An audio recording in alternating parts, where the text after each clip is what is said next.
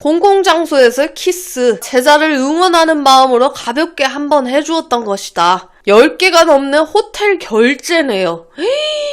배경으로는 연애 9년, 결혼 4년 차에 아이가 하나 있어. 아내는 고등학교 교사로 학생들과 노는 것을 좋아했지.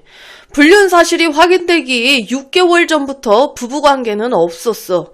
와이프의 친정이 집과 가까워 외박할 때 의심을 못했고, 와이프는 휴대폰이 2개야. 타임라인을 요약해보도록 할게. 2023년 6월 나에게 회식을 한다며 거짓말하고 학생과 놀다가 들키게 된 거야. 7월 아내가 학생들과 놀기 위해 밤 9시에 나가 새벽 3시에 귀가. 이후 크게 싸우고 부부관계가 나빠지게 돼. 8월 귀가 시간이 늦어지고 외박이 잦아져 블랙박스가 지워지기 시작하지. 9월 나와 아이를 지방에 보낸 뒤 외박을 하는 등 거짓말이 지속적으로 확인이 돼.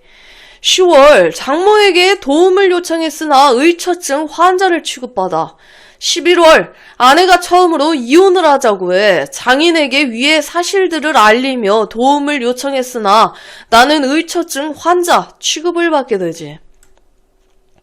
12월 아내를 위해 이벤트를 준비하는 등 내가 노력을 해봤으나 나와의 접촉을 거부하고 계속 투명인간 취급을 해. 이거는 8월달부터 지속된 일이야. 그리고 2024년 1월 불륜 사실을 확인 후 관련하여 아내와 대화를 나눈 뒤 아내를 용서하고 다시 시작하기로 약속해. 다음날 아내는 아내의 가족들 앞에서 나를 배신했고 이후에 별거하기 시작. 2월 정황 증거를 모두 이야기해주며 사과 인정을 요구했으나 해명 한마디 없이 완강히 거부. 3월 아내가 아이를 보기 위해 몰래 친정을 급습했고 못 들어오게 막았으나 스스로 자해하고 나를 폭행죄로 신고해. 4월 소장 전달하였으나 관련하여 지속적으로 거짓말을 반복해 오히려 나를 협박하지. 교육청 학교에 도움을 요청했으나 거절당해. 5월 아내가 다니던 학교에서 1인 시위를 하기 시작을 해. 이 모든 이야기들을 다 적기에는 내용이 너무 길어. 불륜 사실 확인한 뒤 시점 2024년 1월부터 작성하는 점 양해 부탁해. 본문 내용이야. 2024년 1월 말 아내의 불륜 사실을 확인하게 됐어. 아내는 아이를 앞에 두고 공공장소에서 키스도 하고 수영장도 다니며 재밌게 놀고 있었지. 호텔도 자연스럽게 오가며 즐기는데 그 자리에 내 아이까지 동행을 해 가는 행동은 정말 말로 형용하기 어려운 그런 감정들이 들었지. 잠을 4일간 제대로 자지 못하며 아내가 집에 돌아오길 기다렸고 이윽고 돌아온 아내에게 3박 4일간 어디에 있었냐 질문했고 아내는 아이와 단둘이 있었다며 부모님과 아이를 걸고도 단둘이 있었다고 대답하는 거야. 긴 시간의 대화가 이루어졌고 내가 너를 용서할 수 있게 진실을 얘기해달라고 무릎을 꿇고 부탁하니 그제서야 아내가 울며 진실을 얘기했어. 목숨 걸고 한 일이다. 상처 줘서 미안하다며 사과하겠다는 아내를 진정시켰고 나는 그런 아내를 용서하기로 하고 서로 다시 시작하기로 약속하고 밤이 마무리되었지. 고마워 무사히 도착해줘서. 내가 미안해. 언니랑 있으니까 걱정하지 마. 땡땡이 잘 챙겨줘요. 그래 내일 봐요. 언니랑 얘기 중이야. 내일 보자. 미안해. 상처 줘서 미안해. 용서한 직후 아내와 나눈 카카오톡 내용이야. 당시 장인 장모는 나를 의처증 환자로 생각하고 있었고 우리 가족은 아내의 불륜 사실을 확인한 상태였지. 그래서 양가 부모님께 아내의 잘못을 말하고 용서를 구하는 자리를 가지겠다고 약속을 했어. 다음날 아내는 약속을 지키기 위해 그녀의 친정집에 먼저 가 있는 상태였고 밤에 나와 내 친동생이 뒤따랐지. 하지만 장인 장모는 그 어떤 내용도 사전에 듣지 못한 것으로 보였고 내 입으로 의심했던 아내의 불륜이 사실이었다고 이야기를 했어. 그런데 아내는 나와의 약속을 배신하고 내가 무슨 말을 하는지 모르겠다며 발뺌하기 시작해.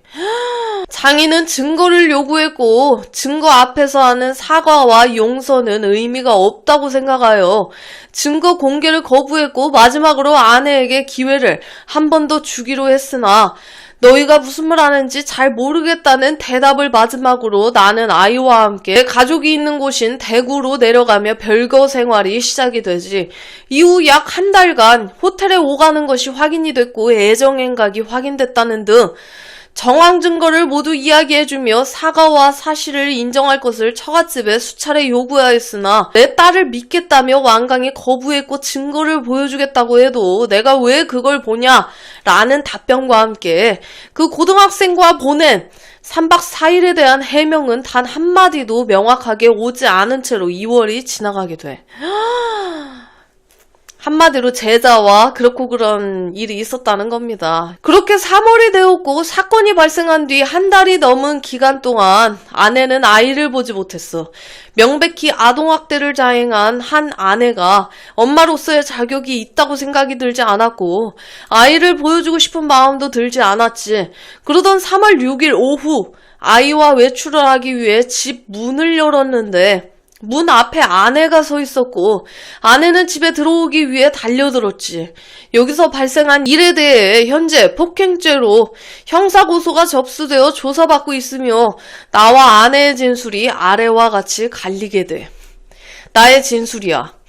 문을 열자마자 아내가 있어 황급히 문을 닫으려 했으나 아내가 집으로 들어오려고 했고 문을 힘으로 닫으면 손이 끼어 상해를 입힐 수 있기 때문에 손을 문에서 뿌리쳤지만 그 손은 내 팔과 멱살 등을 향했고 밀고 들어오려고 했습니다.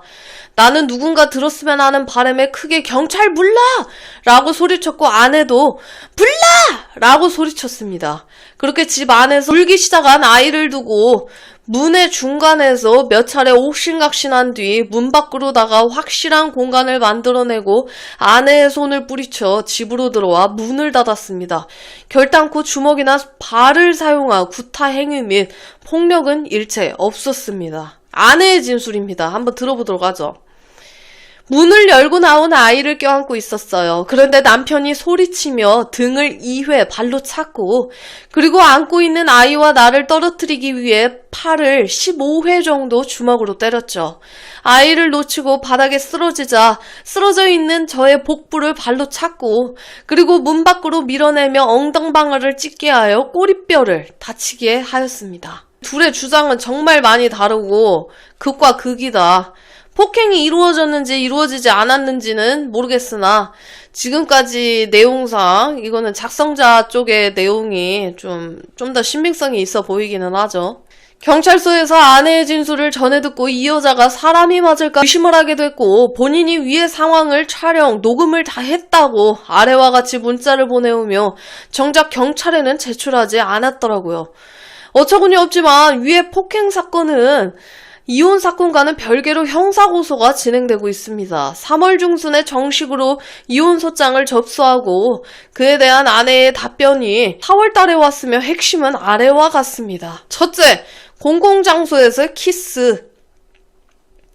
아내는 상당히 난감하였으나 제자를 응원하는 마음으로 가볍게 한번 해주었던 것이다. 이게 말이야? 가볍게 한번? 과연 가볍게 한 번이었을까요? 제자한테 책임을 전가하는 것도 어이가 없고 키스하는 걸 한 번만 목격했다고 생각하는 것도 어이가 없지. 둘째, 10개가 넘는 호텔 결제네요. 제자는 응시 원서를 인쇄하고 짐을 놓아주기 위해 함께 이동했는데 응시 원서를 인쇄하고 짐을 내려준 뒤 돌아갔습니다. 아내는 당일 아이와 함께 호텔에서 투숙했습니다. 셋째, 아내 측 제안 합의안. 피고는 원고에게 위자료 명목으로 남편에게 2천만 원 지급. 양육비는 가정법원의 양육비 기준에 따라 지급.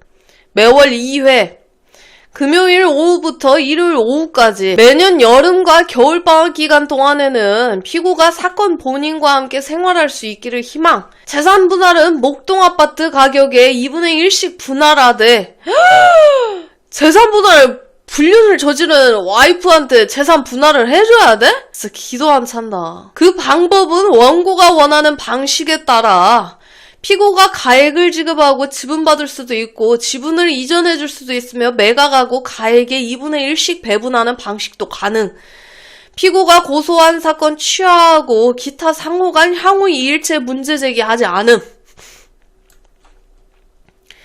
금요일부터 일요일 방학 기간에 아이와 함께 보내고 싶다고 제안해왔습니다. 이 여자가 정말 엄마로서의 자격이 있다고 생각이 들지도 않을 뿐만 아니라 이 사람들이 합의를 하고 싶은 건지 나를 놀리고 싶은 건지 의심이 되는 합의 안에 조금이나마 남아있던 합의 이혼으로 끝내고 싶은 마음도 사라졌죠.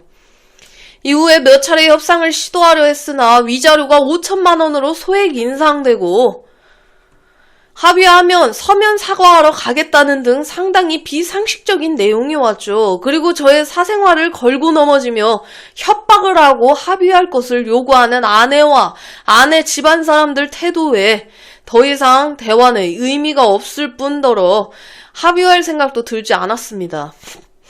부모가 저 지경이니 딸년도 저 지경이지. 완전 콩가루 집구석이잖아.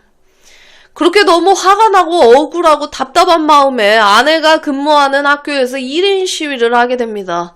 5월 22일에는 제가 와이프가 살던 집에 감시 카메라가 설치되어 있는 것을 찾아냈고 와, 집에다가 감시 카메라까지 설치할 정도야? 집구석에서 뭐가 그렇게 흠 잡고 싶은 게 있었으면 그랬을까? 흠 잡을 게 없으니까 어떤 방법을 써서라도 제 약점을 찾아내 저를 까내려 불륜의 정당성을 부여하기 위해 노력하는 저들이 역겹습니다. 라면서